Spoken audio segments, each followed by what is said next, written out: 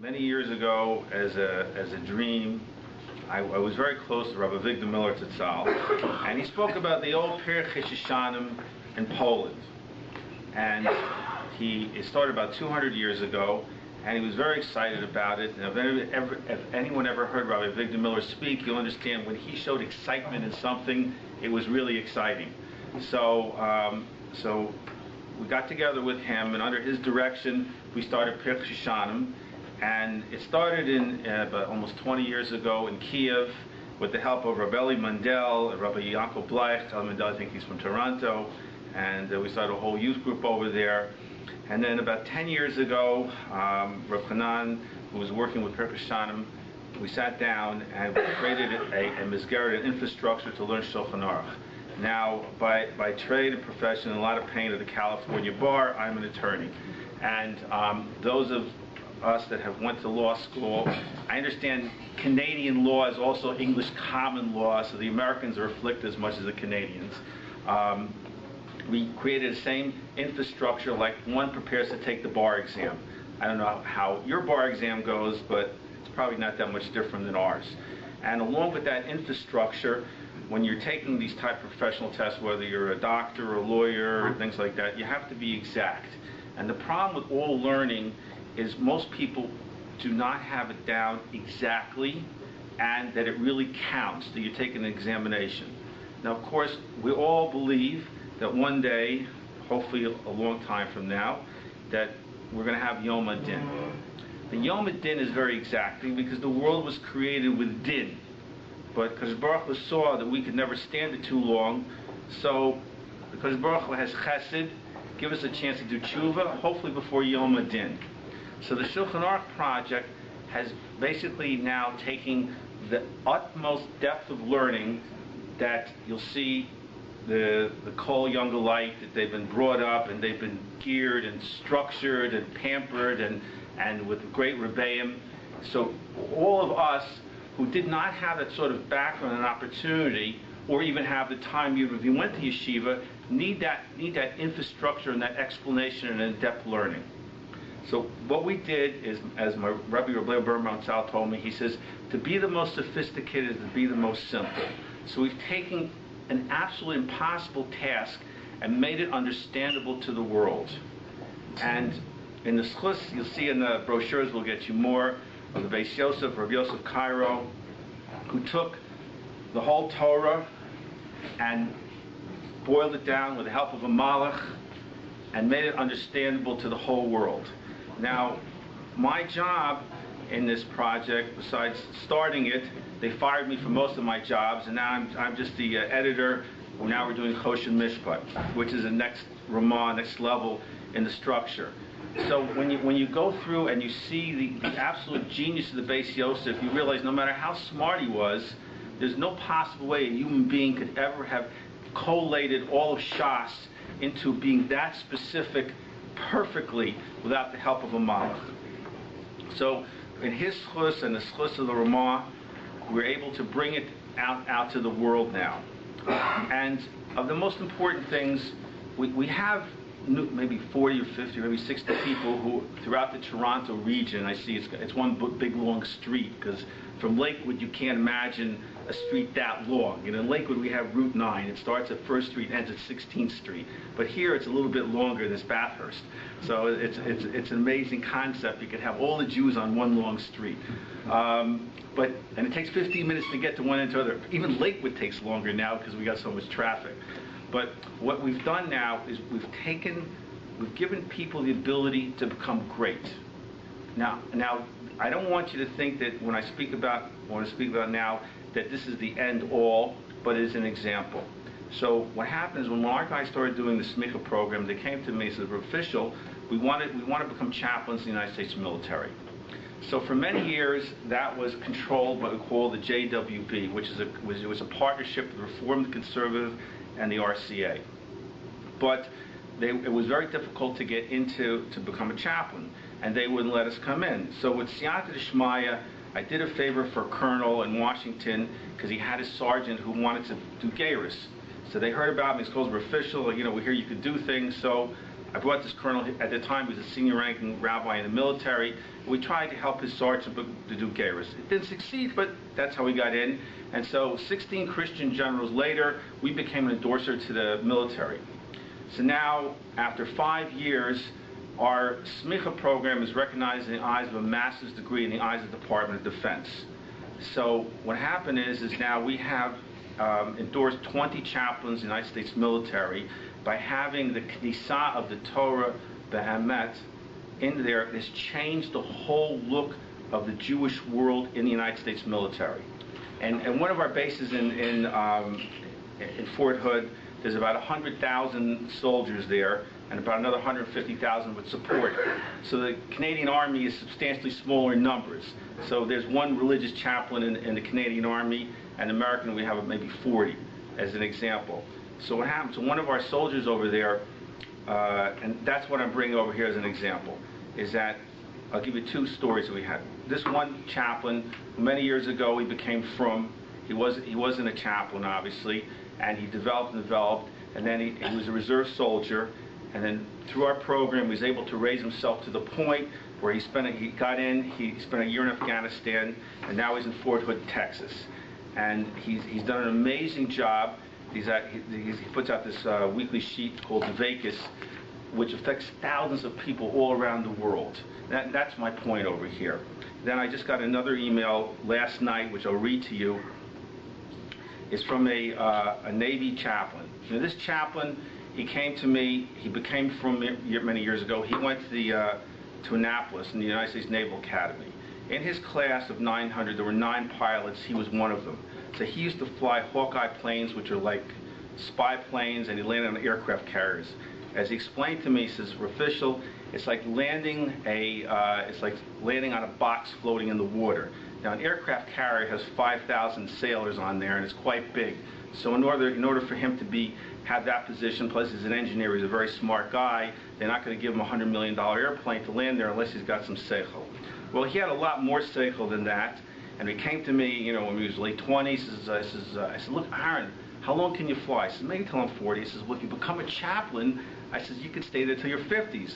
So he listened to me, and he built himself up incredibly so. So he wrote me last night. He says, I hope you had a frail Hanukkah. I was sent on temporary duty to the 5th Fleet for Hanukkah.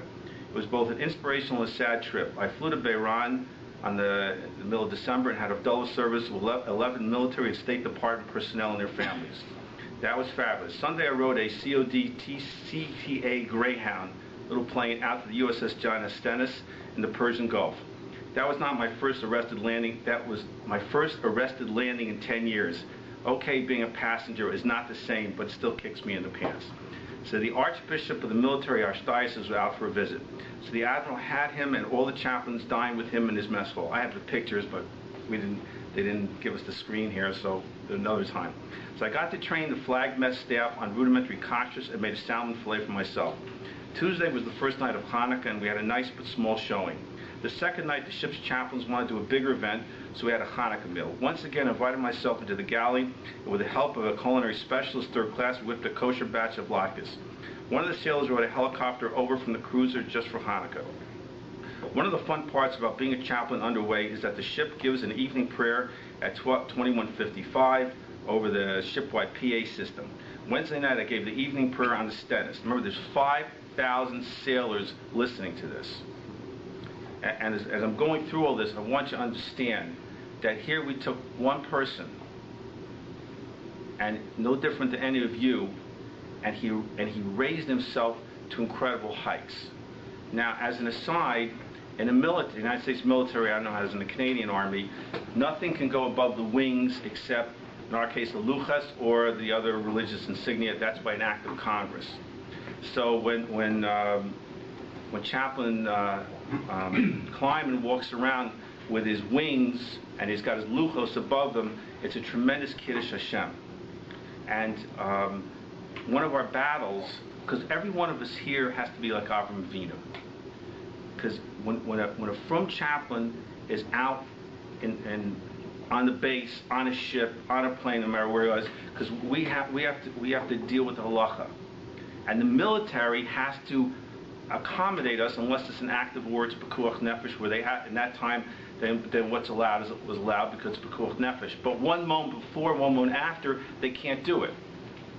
So here we have this chaplain who, under tremendous conditions, because when our guys are flying to Afghanistan or Iraq or wherever they happen to go, okay, they have to leave on Sunday because unless it's a battle, they got to be there before Shabbos or Yontif.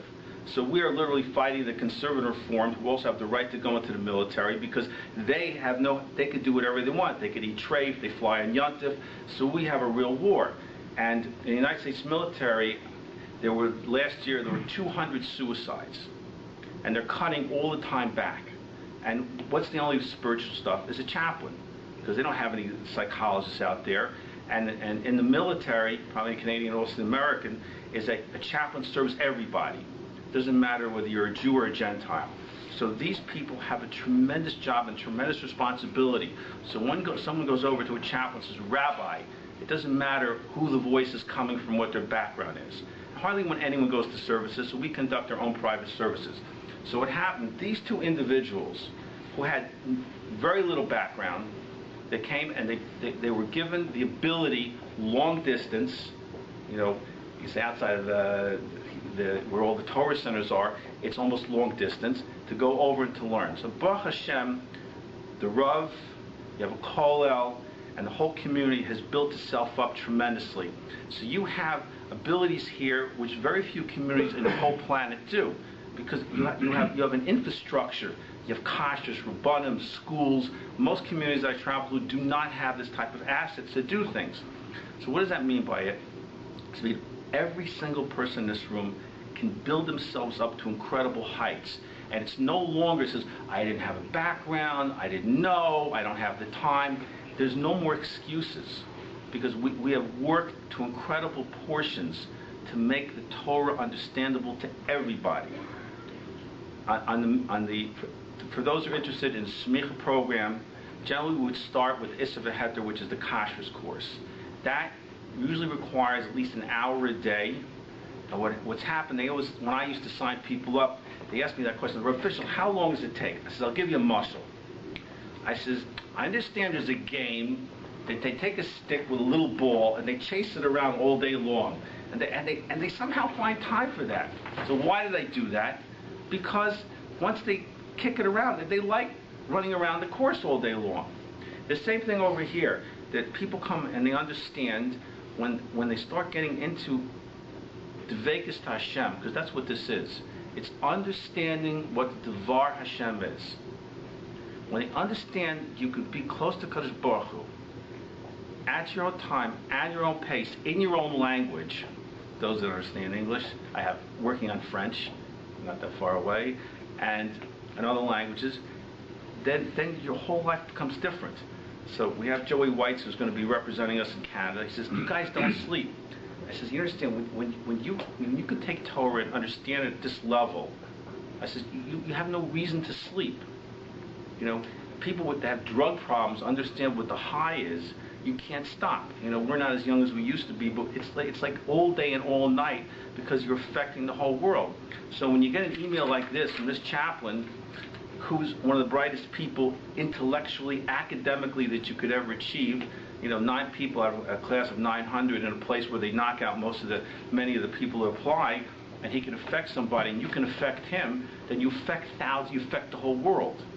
Same thing when this is out of Gaiva, so when in the States they call me and says they want me to go meet this presidential candidate, that because they see we have connections all around the world and around the country, because who's in our program? Businessmen, doctors, lawyers, every profession in the world and everything else in between. So obviously you wind up having a tremendous hashpah. In order to get in the program, every Rav of every person has to sign a letter saying that we feel this person not only is competent, capable, but he'll represent the Torah. So it's built up like that. And Parsh says Channen, it says Hukim v'mishpatim. Anyone know how many times it says that? I counted. I was giving a drush in South Africa, so South Africa had a little bit of time because it's too expensive to call out.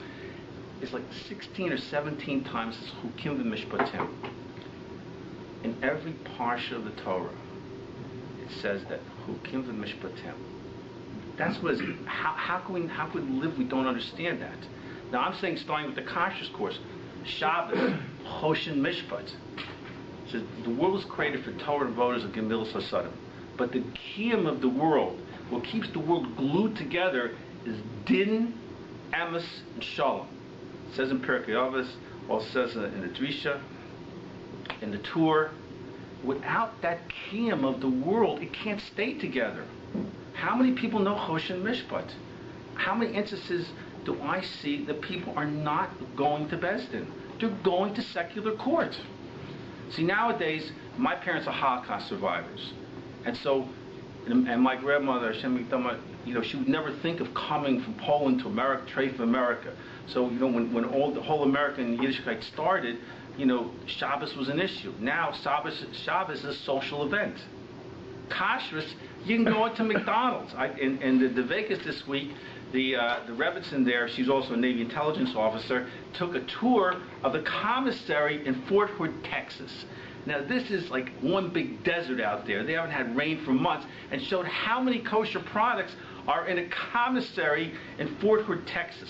That's an amazing idea. So all they have to do is fly the fish and the meat in, and they got a real structure. How much time do I have?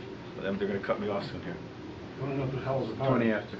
20 after. Okay, I got to cut. It's real constant. But anyway, so now as far as the ladies are concerned, I have a big secret to tell you.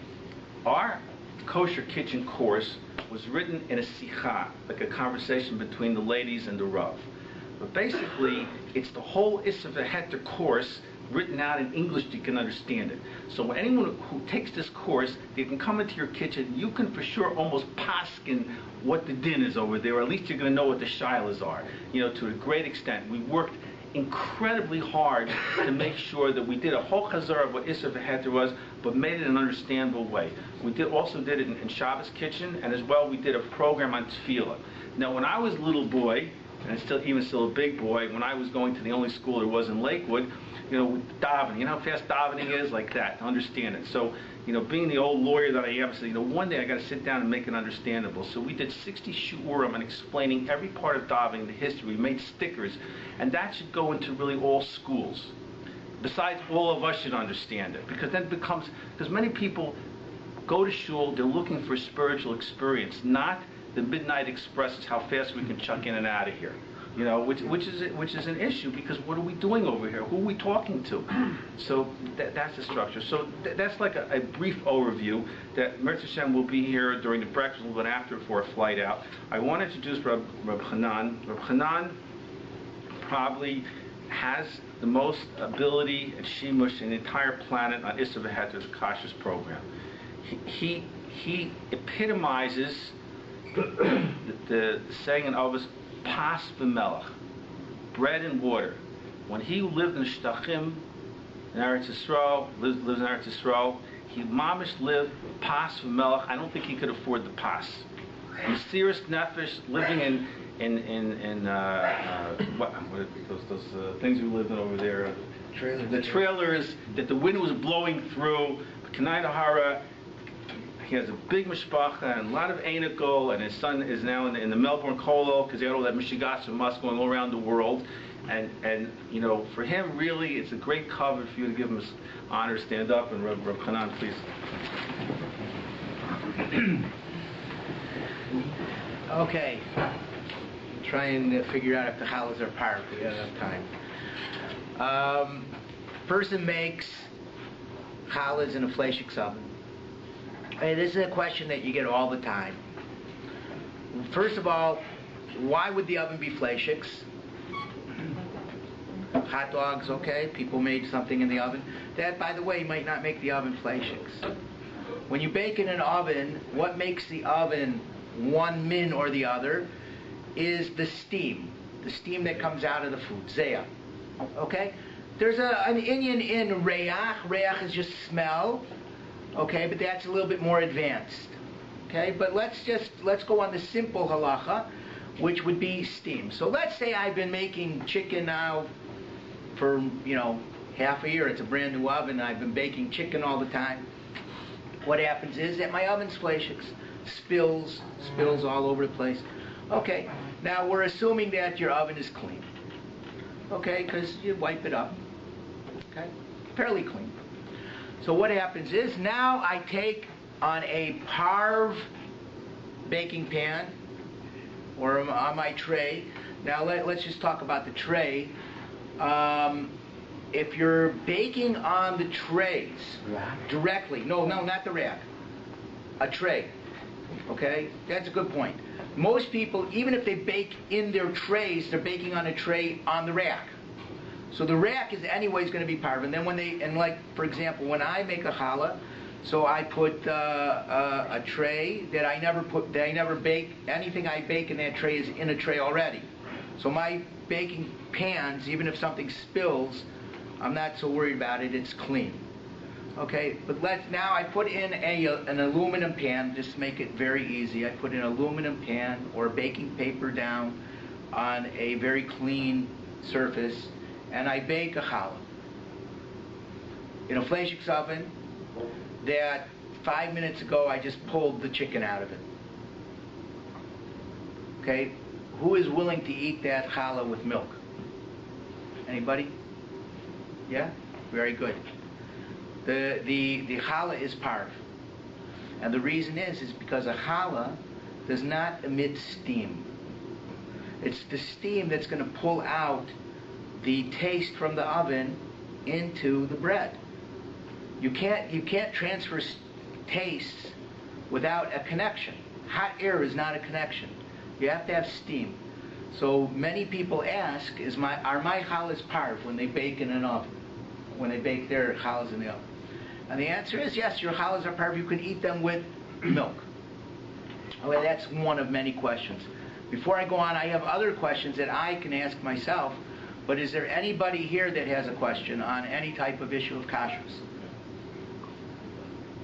Okay, there's another din which we learn. Let's say I have a milk pot and a meat pot, and they're on the stove and they touch.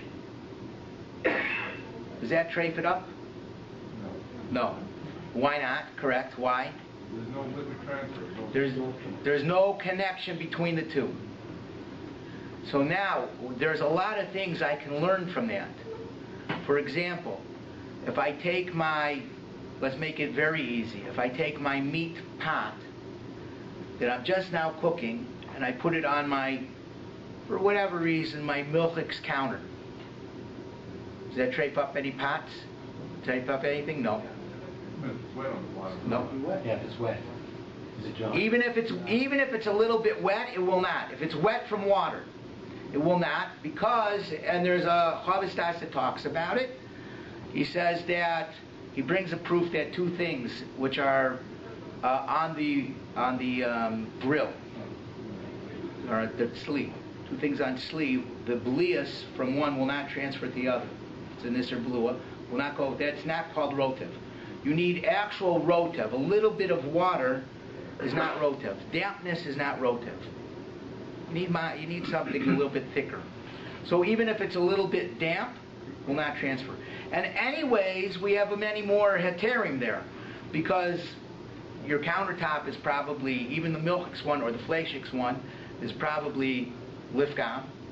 Has to be within 24 hours.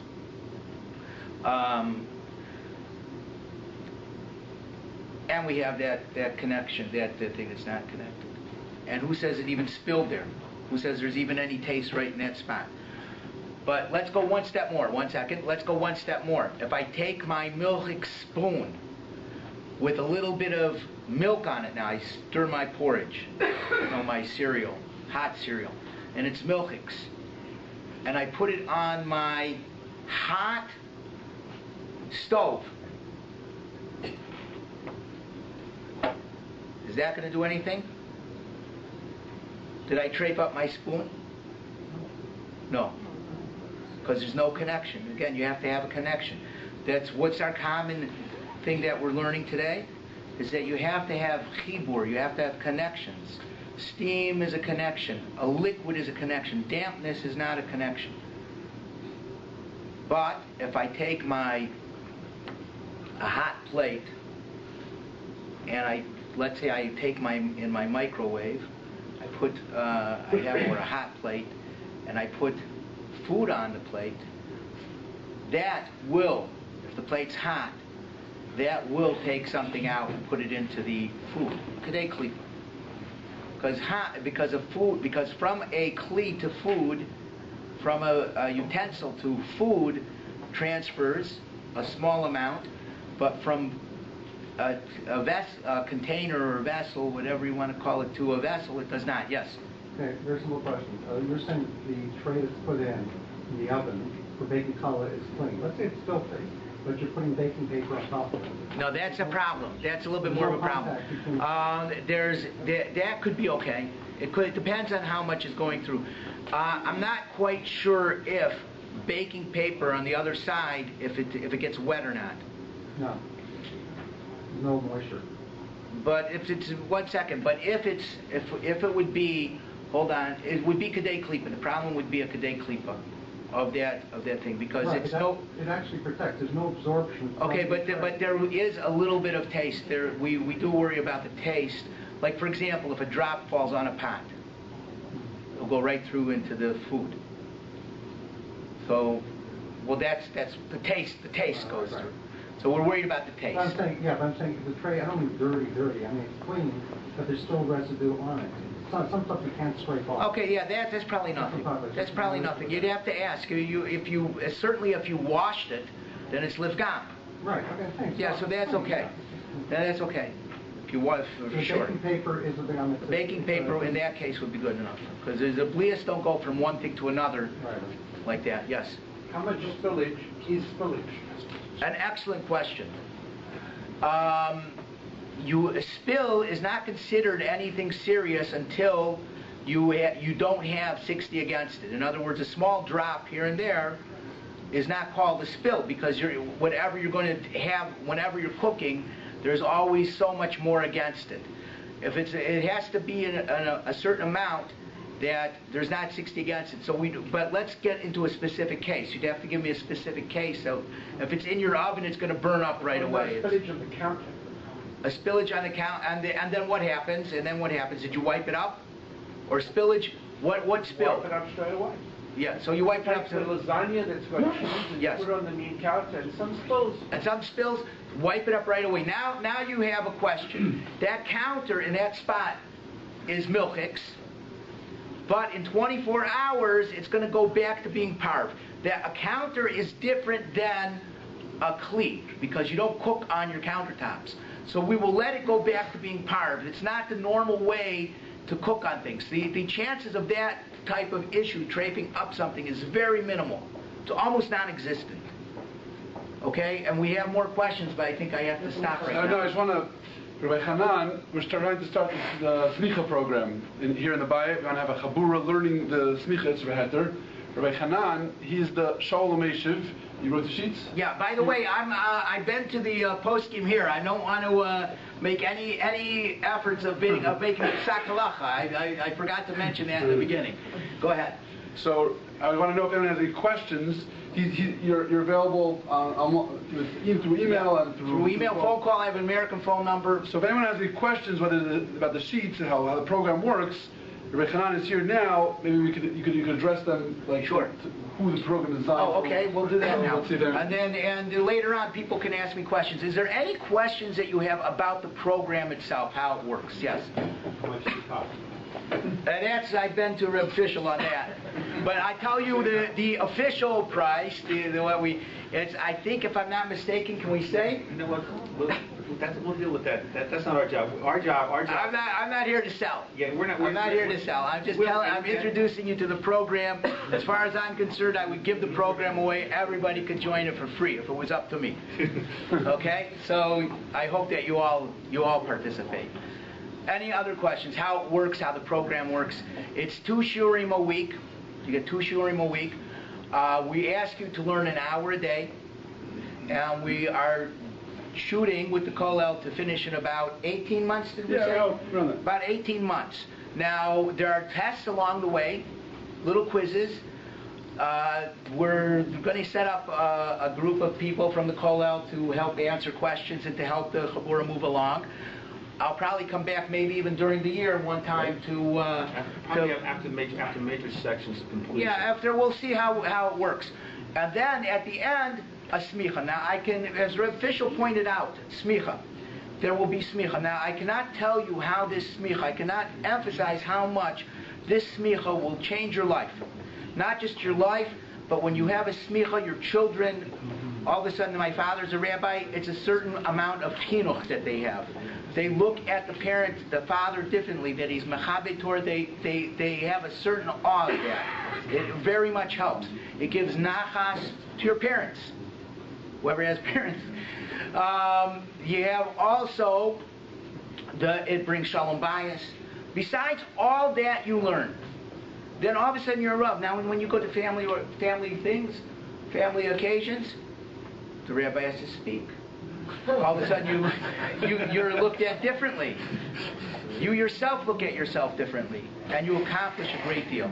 That smicha on your wall is a chelik, it's like a deed to Olam Haba, because it really represents a significant amount of Torah that you learn. I cannot tell you again how much that will change your life.